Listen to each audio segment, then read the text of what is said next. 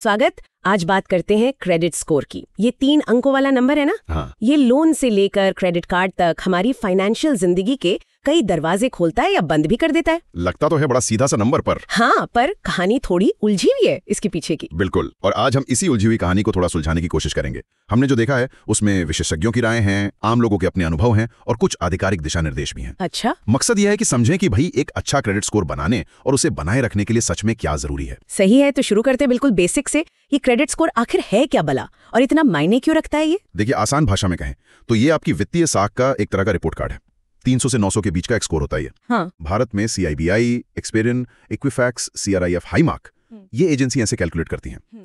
और बैंक या लोन देने वाले इसी स्कोर को देखकर तय करते हैं कि आप उधार चुकाने में कितने भरोसेमंद हैं। मतलब लोन मिलेगा या नहीं, या किस ब्याज पर मिलेगा, ये सब? हाँ बिल्कुल, ये एक बड़ा फैक्टर होता है उनके फैसले में। अच्छा, तो ये तो बहुत जरूरी हुआ फिर। लेकिन इससे जुड़े कुछ वहम भी तो है ना?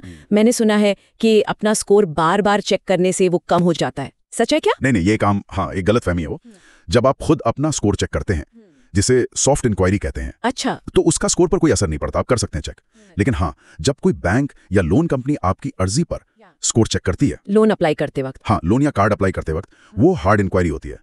उससे स्कोर पर थोड़ा असर पड़ सकता है, मतलब थोड़ा कम हो सकता है। इसीलिए कहते हैं कि कम समय में बहुत सारी जगहों पर अप्लाई मत कीजिए। समझ गए। और वो पुराने क्रेडिट कार्ड बंद करने वाली बात, कई लोग सोचते हैं कि भाई जितने कम कार्ड हो उतना अच्छा, फालतू कार्ड बंद कर दो, स्कोर सुधर जाएगा। ज्यादातर मामलों में इसका उल्टा असर होता है। देखिए, पुराने कार्ड जिन्हें आपने अच्छे से इस्तेमाल किया है, वो आपकी क्रेडिट हिस्ट्री की लंबाई दिखाते हैं। अच्छा, मतलब कितने समय से आप क्रेडिट इस्तेमाल कर रहे हैं? बिल्कुल, और ये लंबी हिस्ट्री स्कोर के लिए अच्छी मानी जाती है।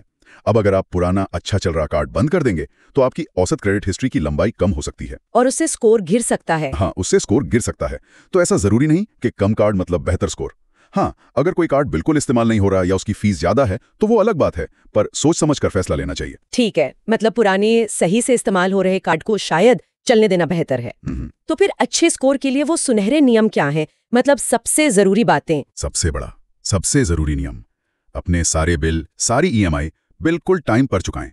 एक भी पेमेंट में देरी या चूक स्कोर पर बहुत बुरा असर डाल सकती है। ये तो शायद सबको पता होगा। और दूसरी महत्वपूर्ण चीज है आपका क्रेडिट यूटिलाइजेशन रेशियो या CUR। CUR ये क्या होता है? ये होता है कि आपको जितनी टोटल क्रेडिट लिमिट मिली हुई है, मान लीजिए सारे कार्ड्स मिलाकर 1 लाख की लिमिट है, तो आप उसमें से कितना प्रतिशत इस्तेमाल कर रहे हैं। अच्छा, मतलब अगर मेरी लिमिट 1 लाख है और मैंने 30,000 खर्च किया है तो मेरा CUR 30% हुआ। बिल्कुल सही। तो ये जो CUR है, इसे कम रखना बहुत जरूरी है। कितना कम? आमतौर पर इसे 30% से कम रखना अच्छा माना जाता है। और अगर आप बहुत ही शानदार स्कोर चाहते हैं, जैसे 850 के आसपास, हाँ, तो इसे 10-15% या उससे भी कम रखना फायदेमंद हो सकता है। मतलब क्रेडिट लिमिट ज्यादा हो और इस्तेमाल कम हो। ये दिलचस्प है। मतलब सिर्फ टाइम पर पेमेंट ही नहीं, बल्कि कितना उधार इस्तेमाल कर रहे हैं ये भी उतना ही इम्पोर्टेंट है। हाँ, बहुत ज्यादा। लेकिन एक बात और, मैंने कहीं पढ़ा था या शायद ऑनलाइन डिस्कशन में देखा था कि कुछ लोगों ने कहा कि उन्होंने पुराना कार्ड बंद किया और उनका स्कोर गिरा ही नहीं, वैसा ही रहा या शायद थोड़ा बढ़ भी गया। ऐसा कैसे हो सकता है फिर? हाँ, यहीं पर थोड़ी सी पेचीदगी है। देखिए, क्रेडिट स्कोरिंग का जो सिस्टम है वो काफी जटिल है। हर किसी की क्रेडिट प्रोफाइल एकदम अलग होती है। कितने पुराने खाते हैं, किस तरह का क्रेडिट मिक्स है, मतलब लोन कितने हैं, कार्ड कितने हैं, आपकी कुल लिमिट कितनी है, आपने हाल में कितनी बार नए क्रेडिट के लिए अप्लाई किया है, ये सारी बातें मिलकर स्कोर तय करती हैं। अच्छा। और सबसे बड़ी बात, स्कोर कैलकुलेट करने का जो असल फॉर्मूला या एल्गोरिदम है ना, वो ये क्रेडिट ब्यूरो वाली कंपनियां पूरी तरह बताती नहीं है, वो सीक्रेट रखती हैं। ओह अच्छा, मतलब ये एक तरह का ब्लैक बॉक्स जैसा है। हमें मोटे तौर पे पता है कि क्या अच्छा है क्या बुरा, पर एकदम सटीक कैलकुलेशन नहीं पता। बिल्कुल, काफी हद तक ऐसा ही है। और इसी वजह से, मतलब पारदर्शिता की थोड़ी कमी की वजह से, कभी कभी रिपोर्ट में गलतियां भी हो जाती है। हाँ, ये भी सुना है मैंने। और उन गलतियों को ठीक करवाने में भी काफी मशक्कत करनी पड़ती है कई बार।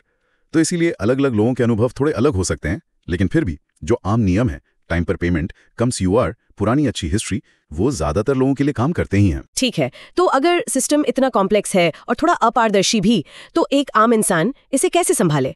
मतलब अपने स्कोर को कंट्रोल में रखने या बेहतर बनाने के लिए क्या ठोस कदम उठाए जा सकते हैं? देखिए, सबसे पहला और जरूरी काम है नियमित रूप से अपनी क्रेडिट रिपोर्ट चेक करते रहना। कितनी बार? कानूनन आप साल में एक बार हर ब्यूरो से अपनी रिपोर्ट मुफ्त में ले सकते हैं, तो कम से कम साल में एक बार तो जरूर देखें। रिपोर्ट को ध्यान से पढ़ें, देखें कि सारे खाते आपके हैं या नहीं, कोई गलती तो नहीं है, कोई अनजाना लोन या क्रेडिट कार्ड तो नहीं दिख रहा, पेमेंट हिस्ट्री सही है या नहीं। और अगर कोई गलती दिखे तो तुरंत उस क्रेडिट ब्यूरो को रिपोर्ट करें और उसे ठीक करवाएं। इसमें थोड़ा समय लग सकता है, पर यह बहुत जरूरी है। और रोजमर्रा की अच्छी आदतें बनाए रखने के लिए वही सुनहरे नियम, सभी पेमेंट्स के लिए रिमाइंडर लगा लें या ऑटो पे सेट कर दें ताकि कभी चूक ना हो। क्रेडिट कार्ड का इस्तेमाल कोशिश करके लिमिट के 30% के अंदर ही रखें। बहुत जरूरत ना हो तो बार बार नए लोन या नए कार्ड के लिए अप्लाई करने से बचें। और सबसे जरूरी बात, धैर्य रखें। क्रेडिट स्कोर कोई जादू की छड़ी नहीं है जो रातों रात घूम जाए। सही बात है। अगर आप बिल्कुल शुरू से अच्छी क्रेडिट हिस्ट्री बना रहे हैं तो एक ठीक-ठाक स्कोर तक पहुंचने में 2-3 साल लग सकते हैं, और अगर स्कोर बिगड़ गया है तो उसे सुधार कर 750, 780 या उससे ऊपर लाने में 3-4 साल या शायद उससे भी ज्यादा लग सकते हैं। तो लगातार अच्छी आदतें बनाए रखना जरूरी है। आखिर में ये याद रखना चाहिए कि अच्छा क्रेडिट स्कोर बनाना सिर्फ एक नंबर पाने की दौड़ नहीं है।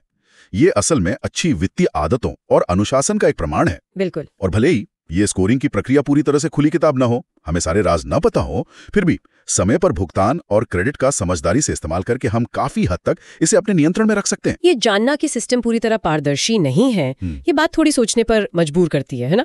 तो इस पूरी जानकारी के साथ हमें आगे क्या सोचना चाहिए, क्या टेक अवे है? हाँ बिल्कुल, अंत में यही सवाल शायद सबसे महत्वपूर्ण है।